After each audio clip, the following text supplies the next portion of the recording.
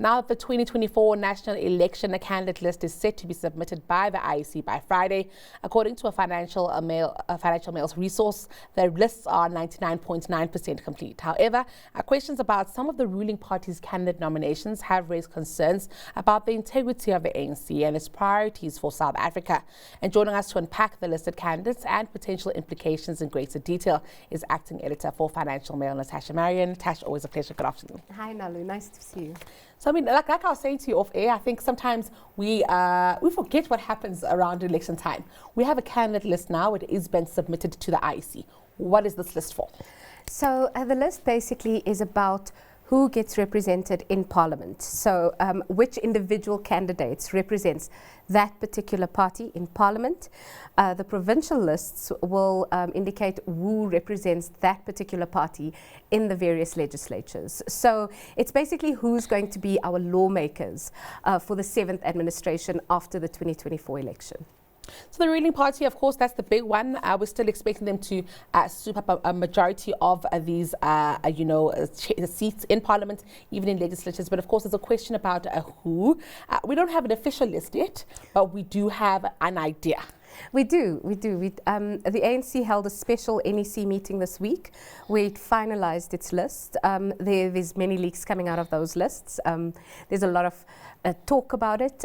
Most of those implicated in state capture. Some of them are back on the lists, those who haven't resigned themselves or who haven't pulled out of the race themselves. For example, Malusi Gigaba, the former public enterprise minister, who was implicated in the State Capture Commission. The narrative that came out of the NEC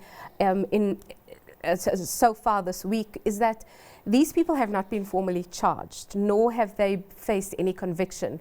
The only thing that can bar them from standing is the Constitution, which says that you can't stand with a conviction without the option of a fine, a criminal conviction without the option of a fine. So that's been the argument. But the top 7 leaders of the ANC will sit with those lists I think today, in fact, and we'll look at who they feel should be removed or put more high up. We know that the ANC might face a reduced majority in Parliament, so less of their MPs might make it in. So that process is happening today. Of course, Tasha, what I see this as maybe an opportunity for renewal, for the idea of renewal, for the idea of dealing with state capture or even corruption.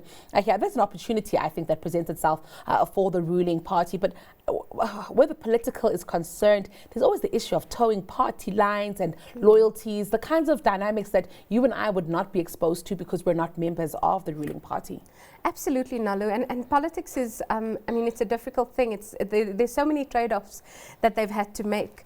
As we know, with this particular election, the ANC is in a particularly precarious position.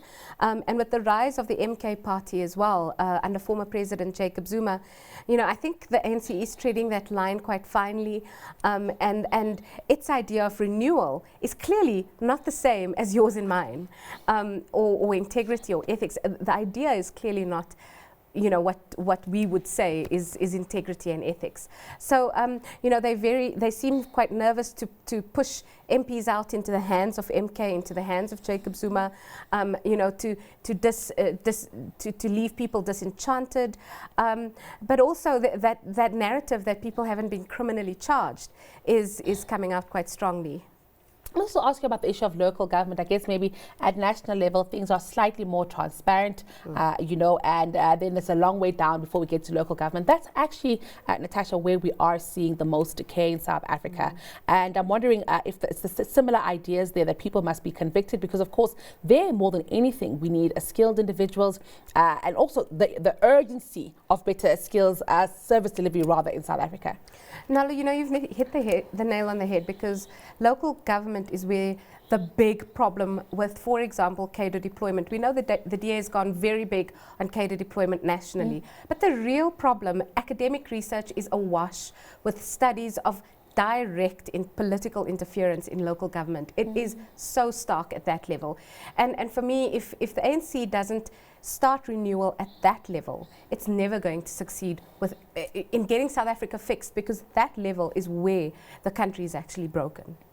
And it's a big credibility exercise, I think, for those who are us voters. We don't have much say in these things, Natasha, but all we can do, I guess, at this point is sit back and watch. And it's fair to say that we might be able to make certain conclusions about where the headspace, the heart of the national or any party, actually even opposition parties, are at this point when we see these lists are coming out. And reputations are reputations. I guess, of course, we can have a conversation about convictions and fines and so on, but reputations are reputations, and those do matter. Absolutely, absolutely, Nalu. And what's going to happen with the candidate lists is that once they get submitted on Friday by 5 p.m. and once they are submitted, they go through quite a rigorous process under the IEC, and then they are released publicly. So you and I as voters will get to scrutinize those lists and have a look at which party is fielding which candidates for which legislatures, and I would encourage voters to do so, to actually look at those lists. Once they're released publicly, they're released for comment, and then from there the process gets finalized. One of the things that I'm finding entering this election, of course, is you and me, ordinary South Africans, do seem to be very torn about our options. It just isn't as clear-cut as possible. We have a lot of political parties that are coming on the Natasha. And when I think of just us trying to have the necessary information to make a cohesive decision for this democracy, we get this opportunity once every 4 years. So it's not something we're doing every day casually. It's a very serious decision here. Of course, we'll have these manifestos. Of course, we'll have these party lists. But what else should we be looking out for? Because all of these are indicators and clues about, like I said, where parties are, what their priorities are, the spirit in which they might lead. Absolutely. It's really difficult. For me, a big pointer is how parties govern, where they do govern. Now, obviously, that's a very difficult call to make because we know the ANC is in the majority. The DA governs in the Western Cape. It's not fantastic in all areas, in all aspects. The EFF is now in government. The EFF is present in the Ekurhuleni Metro. It is actually in the most powerful position in the Ekurhuleni Metro. So that would be a good starting point for me.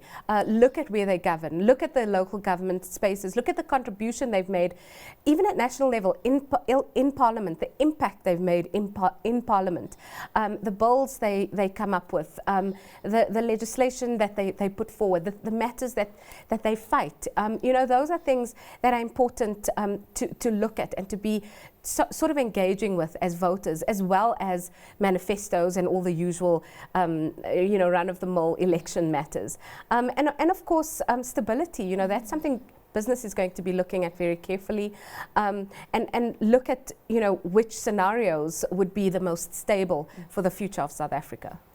Well, it looks like it's going to be a very interesting few months for us. Natasha, keen to keep speaking to you. Thank you for being here with us today. That was acting editor for the Financial Mail, Natasha Marrian.